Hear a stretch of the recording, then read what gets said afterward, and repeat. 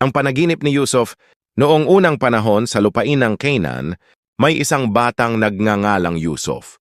Siya ay anak ni Propeta, Yakob at pinakamamahal sa lahat ng kanyang mga kapatid. Isang gabi, nagkaroon siya ng isang mahiwagang panaginip. Nakita niya ang araw, buwan at 11 bituin na yumuyukod sa kanya. Agad niyang ibinahagi ito sa kanyang ama. Ana, ang panaginip mong ito ay isang tanda ng malaking hinaharap. Ngunit huwag mo itong ipagbigay alam sa iyong mga kapatid, baka sila'y magselos, wika ni Yakob. Ngunit ang mga kapatid ni Yusuf ay nagkaroon ng inggit dahil sa pagmamahal ng kanilang ama sa kanya. Kaya't nagbalak silang ilayo siya.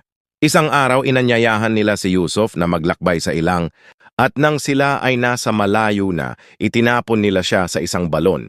Sa awa ng Allah, may mga mangangalakal na dumaan at nakita siya sa balon. Kinuha nila siya at ibinenta bilang alipin sa Ehipto. Doon, siya ay napunta sa tahanan ng isang mataas na opisyal, si Al-Aziz.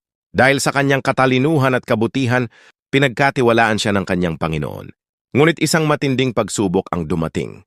Ang asawa ni Al-Aziz ay naghangad kay Yusuf, subalit siya ay isang matuwid na lalaki at tumanggi sa kanyang masamang